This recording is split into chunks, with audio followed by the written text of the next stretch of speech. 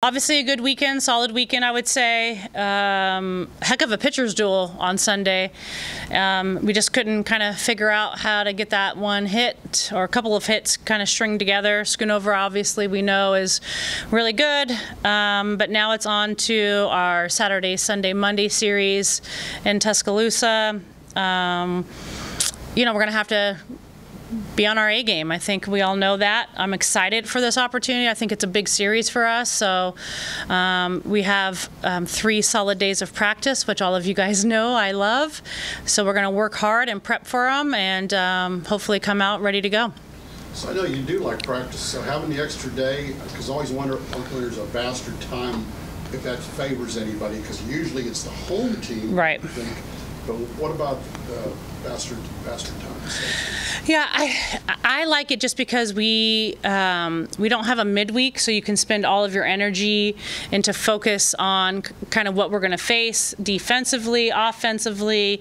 So I do like that piece because you can just pound it for 3 solid days. So I think in this instance it's going to help us. I don't think it hinders us.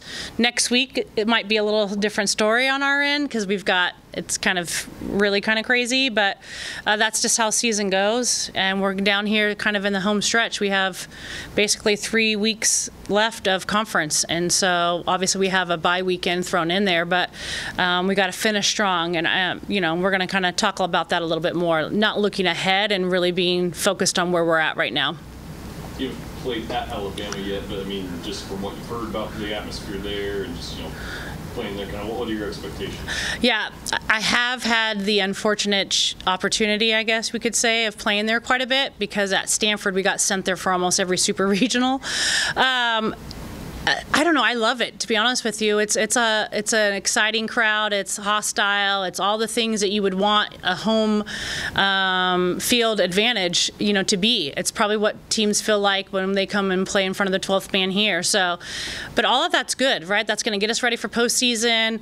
To me, there's nothing better as an athlete when you're competing and the crowd is silenced. Like that is the best feeling ever, and so we have an opportunity to go out there and do that, so we'll see what we do.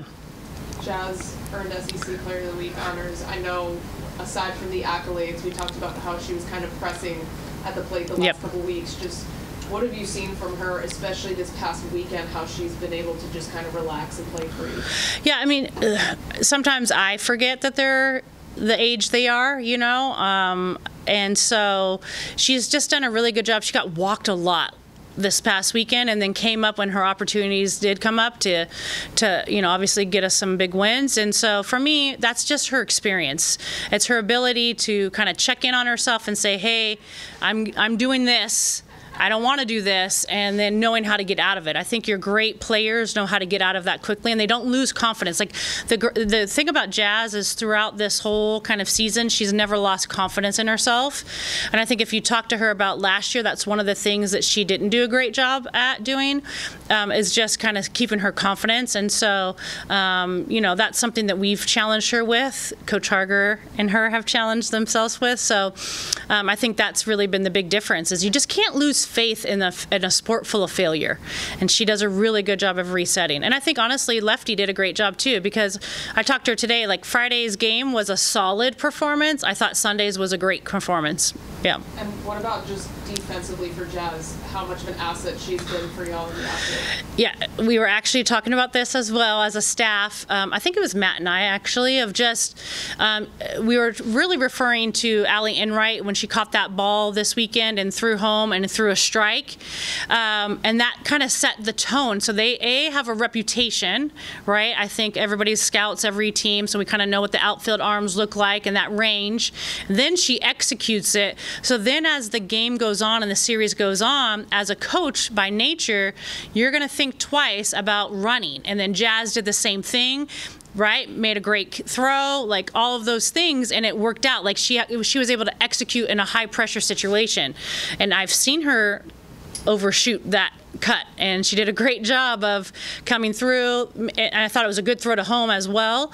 But understanding, and that's what you want out of your senior leadership, like getting to understand the process. That play had a process, right? So she got the ball, she made a clean pickup, she made a good throw to home, but it was at the height of her cut. Our cut was there, she had good footwork, Coco was there. I mean, all those things, and that's what you talk about day in and day out as a coach of, like, this is the process. This is what makes you win or lose ball games, and it let us win. Yeah. Don't want to look too far ahead, like you said, but with where you are right now in the season, just how do you feel overall about this team, maybe even compared to kind of this kind of time last year? Yeah. I think we still have more in the tank, to be honest with you. I think there's another gear that I'm going to challenge them for this next couple of weeks of, like, really tapping into it. This is when you're tired. Like, you're starting to get tired right now, and we don't have time for you to be tired. And they'll tell you they hate probably the same, but tired is a mental state. Tired is not physical. And so really at this point in time, they're tired mentally. And, like, how are we going to execute at a high level when you are quote unquote tired? You are physically capable of being able to execute, but can you get your mind straight? And I think it was really apparent if you look at what we were swinging at on Sunday. Like, look at our game 3 of our series. I think we could do a better job of kind of tightening up things, but whether it be in the circle or in the box. And I think that's going to be our challenge. I think great teams execute at a high level when they are quote unquote tired. Given that every team scouts everybody else in the league, where do you think your outfield defense ranks among the league's best? I think it is the best. Yeah. I probably have a jaded lens, but I think we're the best. I think range, arm strength, accuracy. I haven't seen anybody have 3 outfielders equivalent to that. Kramer almost caught that ball too. Did you all see that? What a good effort. Yeah, sorry. And then off of Tyler's question, given where you are in the standings and nationally and the opportunity to potentially add more home games at the end of the schedule, how do you and your coaching staff go about ensuring this team is not looking ahead to that opportunity and possibility?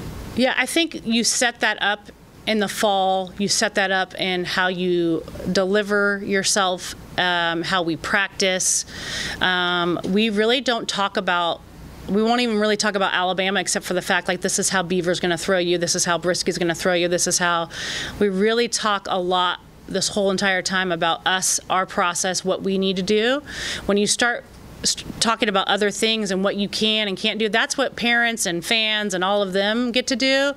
But in this space, in this house, like, all we talk about is how are we going to win Friday night? Like, what do we need to do? And so I think it really begins and ends with your messaging, and it begins and ends with your value system. I think our value system as a staff and as a program is to live day to day and be where our feet are.